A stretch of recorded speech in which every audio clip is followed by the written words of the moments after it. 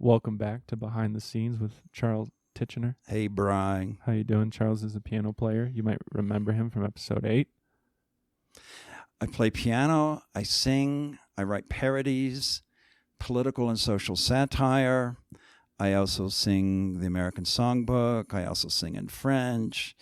I do all kinds of stuff. I play classical music. I play ragtime. And I've written a few plays. I've had a couple of plays on stage at the Santa Fe Playhouse. Yeah, I saw in one of your Chat Noir Cabaret emails that you didn't get selected for the Benchwarmers for Santa Fe Playhouse, but in the same sentence you said you had been on twice. Can you tell me about those plays? Because that's big time. I'd heard about Benchwarmers, and so I'd never written a play, and I wrote a play. And so you've been selected from the Benchwarmers pipeline? Twice. Really? Yes. I know what the third one's about, but those first two, what do you think? Why'd they get picked? What? The first one was called Jerry and Kyle at the Big Parade, about a very outrageous gay guy who goes to the parade, the Gay Pride Parade, like in a big city like L.A., and he meets a conservative fellow who is there to look at the parade, but he works for the Southern Baptist Association, so he's rather reserved, especially in comparison to this outrageous, very out gay guy named Kyle, who's wearing flip-flops and beads. And as it turns out, they take up a conversation, and it's all about, is it okay to be out, or should I stay in, or it's like, where are the values? Where are the personal choices that you make? And that's what the play is about, and it's beautifully written. It was very successful on the stage. And it turns out that the guy who works for the Southern Baptist Association has a daughter, but he's gay, and he also is religious, and he also has a daughter.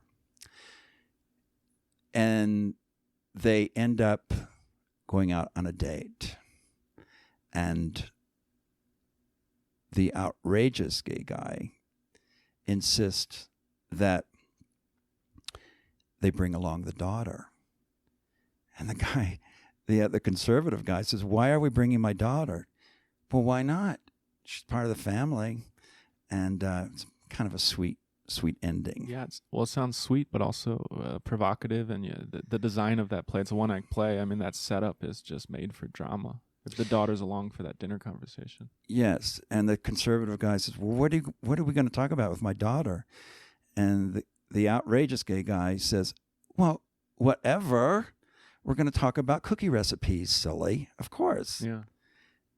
Is the bulk of the play that dinner conversation, dialogue over dinner? No, the bulk of the play is them watching the parade. Oh. They're watching the parade on the street, and they see the politicians go by, and they see the gay men's chorus go by, and they see the dykes on bikes go by. And this is all happening as they're sitting there on this park bench watching the parade go by. Okay. How about the second play or the first? Second play is about a woman who has lost her. She wrote a book in her 20s that pretty much defined a generation. She was at the top of her game and inspired millions of people. But then she started writing just schlock. I love this. Just to make money. So this woman's a fictional character you dreamed up? Yes. Okay. And she meets a guy in a park. And she's having an argument with her agent on the phone because he has overly corrected her script, and she's sitting in the middle of Central Park, and she's ripping up the script and going, damn it to hell, this guy, my agent, he's ruining my writing. And then this young guy comes along who's cleaning up the park, and he says, lady, you're trashing my park here. And the young man starts picking up the pages, and he's looking at it, and he goes, who writes this crap anyway? And they get into this conversation.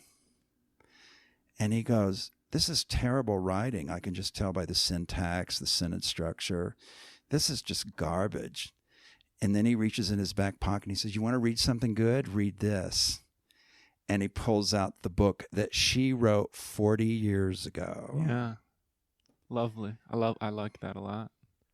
And these are all one act plays. Seems like you have a knack for setups in one act plays, because you have a good cast composition, not too many characters, really strong, like a web of relationships and interactions. Have you done it? Are you thinking about doing more in town? I've written a musical too with my friend Sean Reed. We wrote a very spoofy, silly, campy murder mystery. So I have done some writing, and then I've written some short stories. I started writing. The way I got into writing was because as a French student, I started studying French, and as a kind of an assignment to myself, I thought, I'm going to write a little story in French. And I wrote a story that was not too bad for a fledgling writer. And I realized, well, if I can write this in French, what would happen if I tried to write in English? And then I really got interested in writing. And I love the parody writing. Yeah. Yeah, you've been in town quite a bit, a few decades, if I'm not mistaken. I've been here since I came in with Oñate, or was it de Vargas? I forget. In 1675, my piano was strapped to the back of a wagon, pulled by 8 mules. Very good. Well, so you've been up to playwriting in town a lot. I'm sure there's some young people out here that live here that are trying to get their writing on stage. In all your trials and travails, what would you pay forward to them listening right now? Is there a secret? Is there a topic? Is there an approach? Is there a venue? Is there a producer?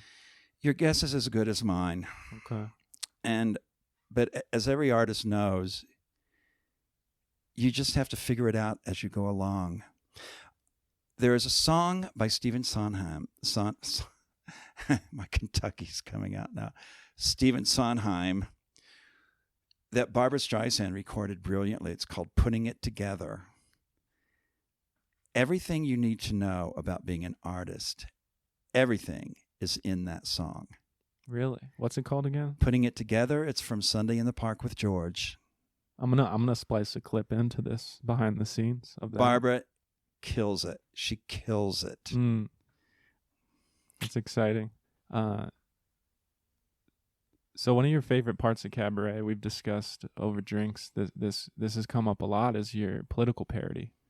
And I want to know what's the source of that frustration? What's the impulse to that creativity for you? What's making you mad right now? What's the impulse to give commentary? People's complacency. Some people will call me a doomer. I probably am. Have you always been that? But I hate injustice. I hate inequality. Okay. I hate some people's sense of entitlement. It's annoying to me. And in certain ways, I just want to light a little fire under their butts and at least let them know that I know. I'm not invisible. I'm a person. And yes, I sing. Yes, I play the piano, but there's much more to me than that. I'm a person with eyes. I see, I communicate. And that is very important to me. And I didn't used to. I used to spend a lot of time sucking up, is that a phrase? Sucking up to wealthy people who I thought could make my career. And I thought if I just put on my tux and my bow tie and I sing every Cole Porter or Gershwin song I can gain their approval and I will get to play at all the fancy parties and I will make money. And then one day I just grow up and I said, I'm being a prostitute. I have my own thoughts, my own point of view, and my own consciousness, and I put that into my music. How long ago did that transformation, that liberation happen for you, where you felt comfortable speaking your mind? It started at the Cabaret about 4 years ago when Hector Venegas very generously gave me that room, And I realized this isn't where the la-di-da people go. This is the cabaret. This is like the cabaret de la gente. This is the real people. This is the cabaret of the voice. And I'm going to be a part of that. There's no television in there. There's no bar. It's just, and the intimacy is probably a little uncomfortable for some people. Yeah. I mean, there are a few tables right up against your piano. Mm. And you kind of talk over the piano keys at them. Yeah, or I with do. them sometimes. I talk at them. Yeah. And they talk back at you. They do. Yeah. They do. And It's a fun time. yeah. So you've spent, it must be like 3 or 4 decades here. Am I totally wrong? Let's see. What year is this? 2019. I came here in 1991. So 89 would be 30. Yeah, and I could tell you some stories that will curl your hair. Well, yeah, that's what I'm getting at. I mean, you have a wealth of expertise. For the artists that just moved here, for the artists that are thinking about moving here. You've been an artist in town since the early 90s. Like, I don't know, what would you forewarn people from coming here? Is it too expensive? Is it too difficult? Well, it can be difficult. I was very lucky because I met the owner of Vanessa when I was in New York City, and he offered me a job. Oh, you came with a job. Yeah. Do you recommend that? Is that like a requirement on a checklist? It wouldn't be a bad idea. But I just met a young man who moved here from Florida, and he's a talented guy. He plays piano exquisitely. He's studied piano since he was 7 years old. He's 27 now, and I'm going to try to include him in the cabaret. But the point is, he's been here for over a year, and nobody's giving him the time of day. And this guy can sit down and play the Chopin nocturnes, the polonaises, the waltzes, plus all of this jazz stuff, this Bill Evansy kind of stuff. Would you take jazz on that cabaret stage? It's not my favorite, Okay. but talent is talent. Yeah. I'm more theater, I like content. Okay. I like something a little cerebral, verbal. I need lyrics. Yeah, but who's going to argue with the Chopin Nocturne in D flat major? It's stunning. Yeah. So are you looking to have him, to incorporate him as a regular part of the cabaret? Going to try to. I mean, as far as you know, like, what was his game plan coming out here? Was he looking for gigs at hotels and like in that tuxedo piano player, or was he trying to make art, something brand new? Something, anything. Oh, okay, just whatever, whatever to make ends meet. There was a time when I didn't have a place. You mean a home or a venue? I didn't have a venue. Okay.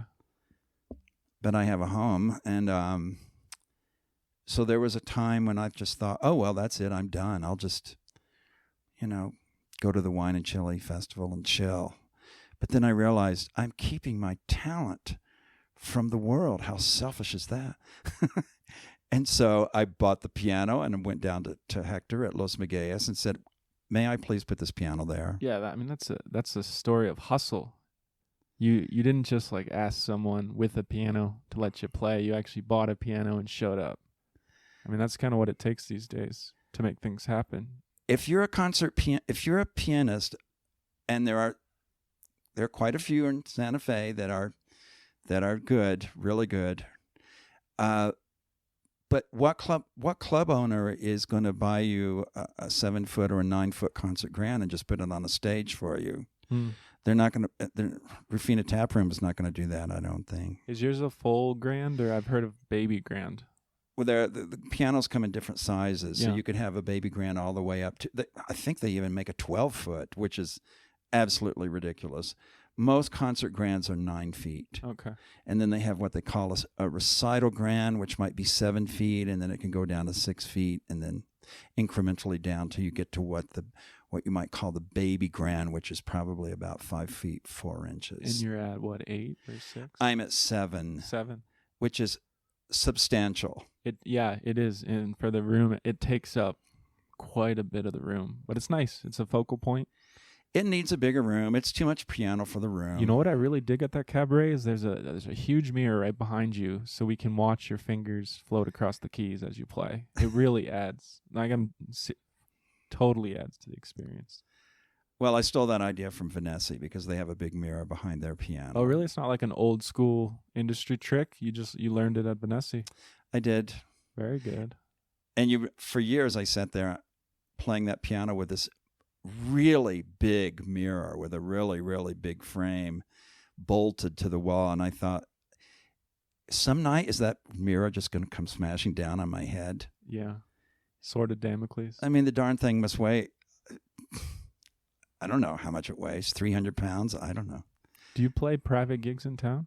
Like, would you go to a mansion and serenade for a few hours at a dinner party? Is that something that happens? It's not my favorite thing. Oh. I mean, I'm thinking with like your liberated voice, you're doing political satire at the cabaret, someone would find that quite pleasant, I would think. A little entertainment, like against the grain, offbeat, a new type of thing. It would have to be someone that appreciates what I do. I mean, I've done that. It's okay to play parties. It's not bad. It's not anything I really seek out. In fact, I've turned down a lot of parties. A lot, yeah. And I stopped doing weddings long ago. What's your least favorite compared to your most favorite gig, I guess, that you've had or category? Well, the most wonderful thing ever is the biggest thrill of my life was seeing my play done at the Playhouse. Yeah. That just was thrilling. That's next level. That's beyond, I guess, in our main episode 8, you mentioned you won an award when you're in college in front of a huge crowd, high tension, playing a classical piece, but having your own words and your own creativity presented on stage by someone else, that took the cake for you. It took the cake for me, and to see those actors, really good actors that were right for the parts, they were right. They pulled it off, and it was like, I can't even believe I wrote that. Yeah. Because I had never known that I was a writer. It was a new talent that I tapped into, and it's not going to make me rich and famous, but wow. Well, it might. On a creative level. Yeah. Yeah, that's my dream as a screenwriter, just to be sitting in the audience of my own work, anonymously, actually. And to see all that stuff in your head and all those words and ideas come to life, it's a turn on. Most fun I ever had. I didn't even have to drink beer that night. Did you go to every showing? I made as many as I could. Oh, okay. Cool. But then on the piano thing, our April in Paris cabaret shows were wonderful. Okay. And there aren't that many people in town doing French cabaret. So that was great. And that's pretty much it. Well, what's been the nightmare gig? Like what? Like you didn't get paid or? I always get paid. Yeah. I have friends in New Jersey. I'll just make a call. So the worst thing, the thing that's humiliating and the thing that really makes me psycho is when I'm at a party or there is a party in the room where I'm playing and it's just noisy, yak, yak, yak. Somebody screaming, somebody laughing loudly for 20 minutes, 30 minutes, an hour and a half. And by the end of that hour and a half, I am ready to go postal. It's so humiliating.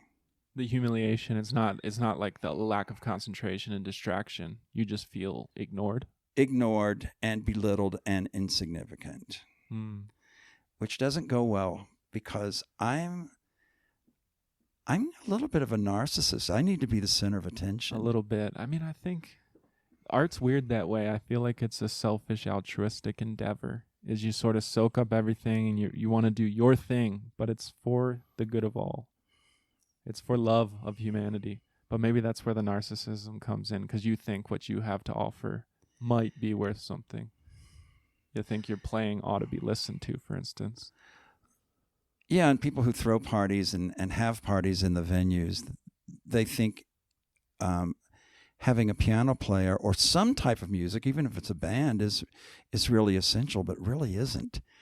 People just, they come into town on a Friday night and they just want to party and drink and schmooze with their friends. They could care less about the music. Is there an amount of money that you would do it for and be happy? Be ignored for 3 hours playing classical music? Is there a price tag on that? Like, you don't have to say how much, but theoretically, could you get bought out of that misery? Yeah, but it would cost him some dollars. Yeah. Yeah. Serious dollars. You're thinking, how much is he talking about? Yeah. I mean, 5 figures. That's my guess. Nah. That would be... If you have to get on a plane... Yeah. If I have to pack my bags and get on a plane and go somewhere, yeah, it's going to cost you. You just want to at least get paid more than the caterers. That's my guess. I would like to get paid more than the valet guys. There you go. Yeah. So let's talk, I guess, a little bit about local issues, local events. Like what's going on in the city for someone who's been here and seen everything. What's happening right now that people need to pay attention to, or just what's exciting and funny to you? In Santa Fe? Yeah. Can't